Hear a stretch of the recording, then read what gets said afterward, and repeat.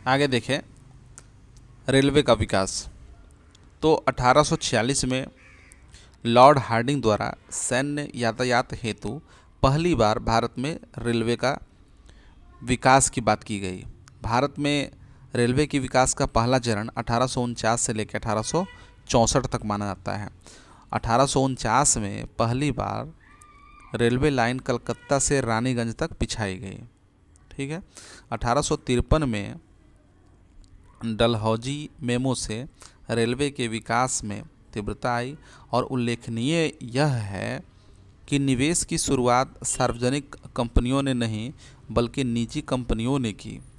निवेश को आकर्षित करने के लिए उन्हें 5% ब्याज की गारंटी दी गई। ज्ञातव्य है कि 1853 में पहली बार रेल बम्बई से थाने के बीच चलाई गई।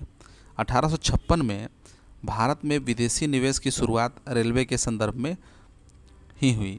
सार्वजनिक ऋण द्वारा धन एकत्र किया गया। 1869 तक रेलवे प्रबंधन के लिए 33 कंपनियां थीं, जिनमें 24 निजी कंपनियां थीं, 5 सरकारी कंपनियां थीं और 4 देसी रियासतों की थीं। इन कंपनियों से यह समझौता हुआ था कि 25 साल के बाद रेलवे लाइन सरकार को सौंप दी जाएगी। राज्य सरकार ने राज्य के द्वारा रेलवे निर्माण व स्वामित्व पर बल दिया गया। 1879 में लीटन के कार्यकाल में सबसे पहले पूर्वी रेलवे को खरीदा गया। 1903 में कर्जन ने थॉमस रॉबर्टसन के नेतृत्व में एक रेलवे बोर्ड की स्थापना की गई, जिसने इससे संबंधित कई अनुशंसाएं प्रस्तुत की। स्मरणीय है कि रेलवे का तीव्रतम विकास कर्जन के शासनकाल में हुआ। एक बर्थ आयोग 1921 से 22 की रिपोर्ट के आधार पर 1925 में रेलवे बजट को आम बजट से अलग कर दिया गया। 1947 में आज़ादी के पहले केसी नियोगी की अध्यक्षता में रेलवे वित्त से संबंधित तथ्यों के निरीक्षण के लिए एक समिति का गठन हुआ। टिप्पणियां देखें कि कार्ल मार्क्स ने कहा था कि जिस देश में लोहा व कोयला मौजूद हो, वहां अगर तकनीक पहुंचा दी जाए तो उस देश को आधुनिकीकरण से नहीं रोका जा सकता। इसी प्रकार से अर्नाल्ड ने कहा था कि भारत में रेलवे ने वह कर दिखाया जो अकबर व टीपू जैसे निरंकुश शासक न कर पाए, वे भारत को एकीकृत न कर सके। तिलक ने कहा था कि भारत में अंग्रेजों द्वारा रेलवे के विकास पर खुश होना ऐसा ही है जैसे दूसरों की पत्नी के अलंकार को देखकर खुश होना।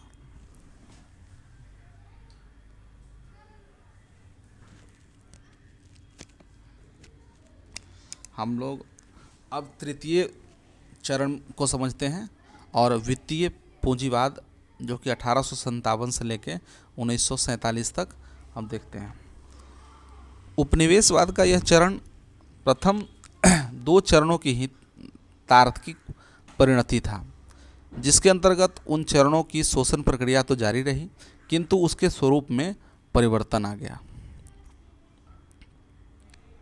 1857 के विद्रोह, अंतर्राष्ट्रीय परिदृश्य में बदलाव, इंग्लैंड के बाहर अन्य यूरोपीय देशों में बढ़ते औद्योगिकरण से प्रतिस्पर्धा आदि कारणों से भारत में उपनिवेशवाद के एक नवीन चरण को जन्म दिया, जिसे वित्तीय पूंजीवाद की संज्ञा दी जाती है। ब्रिटिश निवेशकों ने इस चरण के दौरान निवेश के लिए जिन क्षेत्रों को चुना, उसमें वित्त बाजार प्रमुख था। इसके तहत बैंकों तथा बीमा कंपनियों की स्थापना की गई। निवेश के अन्य क्षेत्रों में चाय, कॉफ़ी, रबर के बागान, जूट उद्योग तथा जहाजरानी प्रमुख थे। सबसे रोचक पहलू इस वित्तीय पूंजीवाद के दौरान यह रहा कि ब्रिटिश निवेशकों ने उन उद्योगों सूती वस्त्र और इस्पात में निवेश नहीं किया जो आगे चलकर ब्रिटिश कंपनियों से ही प्रतिस्पर्धा करते। वित्तीय पूंजीवाद के दुष्परिणाम में भारतीय अर्थव्यवस्था को पहले से भी अधिक खोखला बना दिया। इस दौरान भारतीयों को सार्वजनिक ऋण पर ब्याज की अदायगी करनी पड़ी, जिससे पूंजी निर्माण व निवेश की प्रक्रिया कमज़ोर होती चली गई। स्वदेशी उद्योगों तथा कृषि के विकास को इस विदेशी वित्तीय पूंजीवाद ने पनपने ही नहीं दिया। फलतः भारतीय अर्थव्यवस्था ब्रिटिश अर्थव्यवस्था से संलग्न एक औपनिवेशिक अर्थव्यवस्था मात्र बनकर रह गई। इसके परिणाम देखें तो वित्तीय पूंजीवाद के दुष्प्रभावों ने भारतीय अर्थव्यवस्था को पहले से अधिक खोखला बना दिया। सार्वजनिक ऋण पर भारत को ब्याज व लाभांश भी देना पड़ता था। भारतीयों को स्वशासन एवं राजनीतिक हिस्सेदारी के लिए अयोग्य माने जाने लगा। आधुनिक समाज, संस्कृति एवं राजनीतिक विचारों को हतोत्साहित किया गया, क्योंकि इससे उपनिवेशवाद विरोधी विचारों के पनपने का खतरा था। भारतीय हितों और भारत की सामाजिक, आर्थिक एवं राजनीतिक प्रगति तथा ब्रिटिश उपनिवेशवाद की टक्कर ने एक शक्तिशाली राष्ट्रीय आंदोलन को जन्म दिया।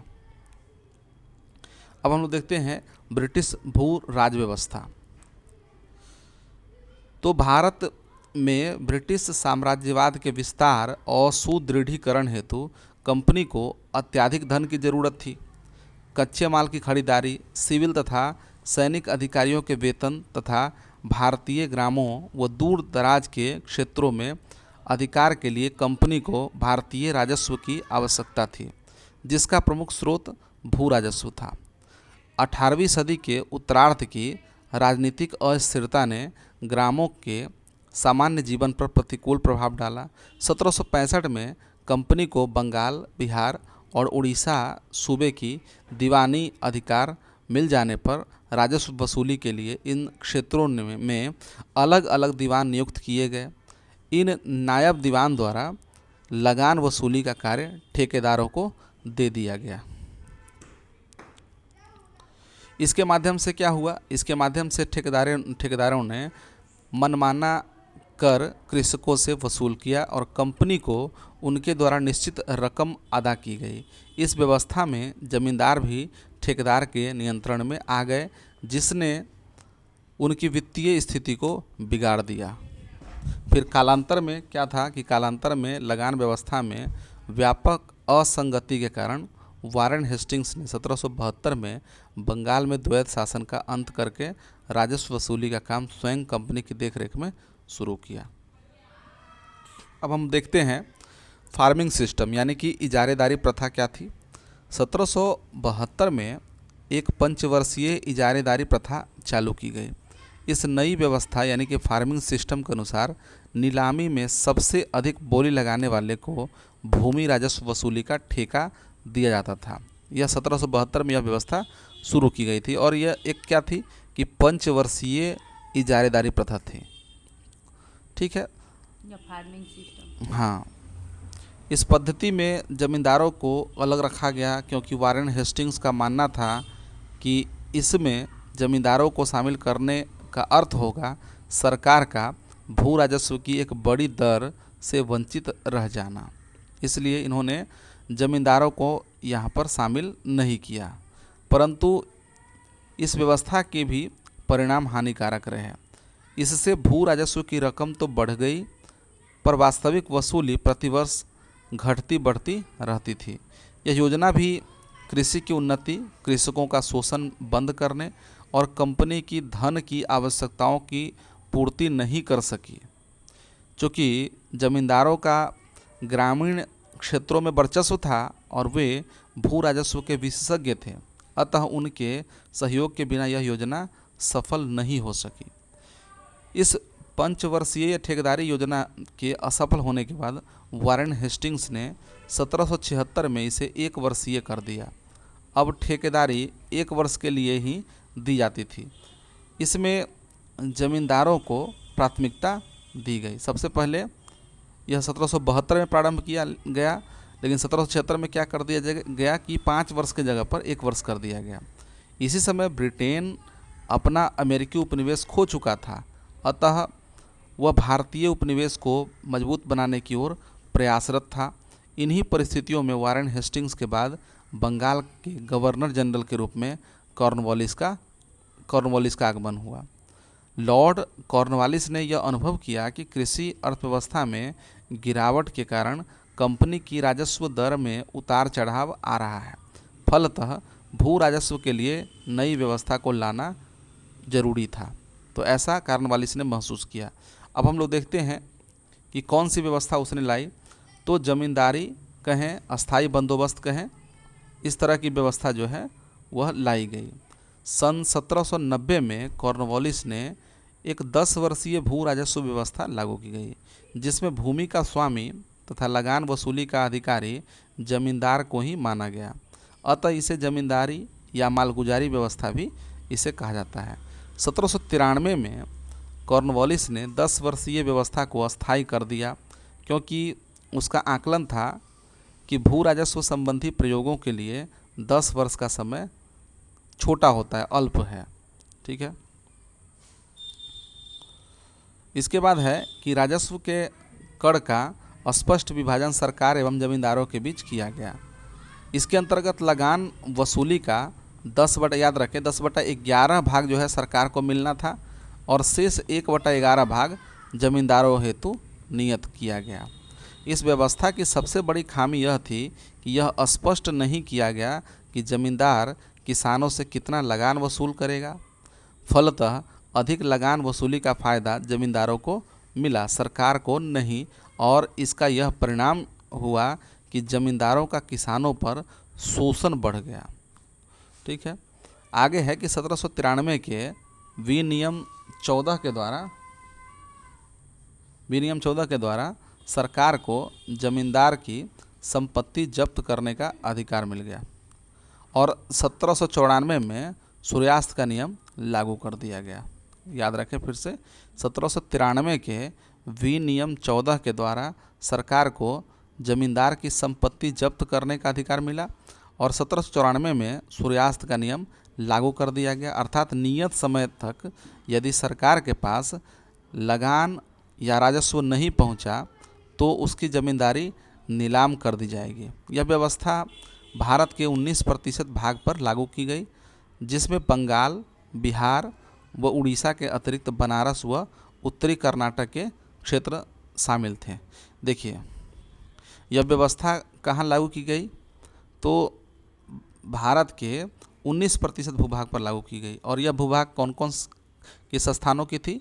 तो बंगाल, बिहार, उड़ीसा, इसके अलावा बनारस व उत्तरी कर्नाटक क्षेत्र का था। अब हम प्रभाव देखिए, इसका क्या प्रभाव था। तो 1812 तक संशोधन के द्वारा जमींदारों को यह अधिकार दे दिया गया कि लगान न देने वाले किसानों की जमीन बिना न्यायालय की पूर्व अनुमति के वे जब्त कर सकते हैं। इससे किसान अब कृषक दास में बदलने लगे। सूर्यास्त के नियम के कारण क्या था कि नए वर्ग जैसे व्यापारी, साहूकार आदि जमीन खरीदकर जमींदार बनने लगे, जिससे अनुपस्थित या दूरवासी जमींदारी का उदय हुआ। जमीनों की नीलामी के कारण उप सामंतीकरण का उदय हुआ। अस्थायी होने के कारण कृषि की अनुकूल या प्रतिकूल पैदावार होने के बावजूद इसकी दरों में परिवर्तन नहीं किया गया, जिससे सरकार को भी हानि हुई। अंग्रेजों को यह लाभ तो हुआ कि उन्हें अस्थायी रूप से लगान की सुनिश्चितता प्राप्त हो गई, जिसका प्रयोग उन्होंने साम्राज्य विस्तार व स्थिरीकरण में किया और कृषि व्यवस्था में निवेश या ध्यान न देकर सारा ध्यान व्यापार की उन्नति में लगाया। ध्यातव्य है कि 1784 के पिट्स इंडिया एक्ट में जमींदारों द्वारा लगान वसूली को मान्यता दी गई थी, अतः इस व्यवस्था को समर्थन मिला। अभी अंग्रेजों को न तो भारतीय कृषि व्यवस्था का ज्ञान था और न ही उनके पास इतने अधिकारी थे कि वे अपने दम पर राजस्व व्यवस्था को चला सकें। अंग्रेजों को भारत में जमींदारों के रूप में एक सामाजिक मित्र मिल गया, जो दिल से चाहता था कि अंग्रेज यहाँ बने रहे। इसलिए 1857 के महाविद्रोह में जमींदारों ने अंग्रेजों का साथ दिया था। इस भू राजस्व प्रणाली के लागू होने के बाद कानूनी विवादों की प्रवृत्ति और भी बढ़ोतरी हुई। आरसी दत्त व राजा राम मोहन राय जैसे विद्वान इस व्यवस्था के समर्थक थे। आरसी दत्त ने तो इसे पूरे भारत में लागू करने की अनुशंसा की।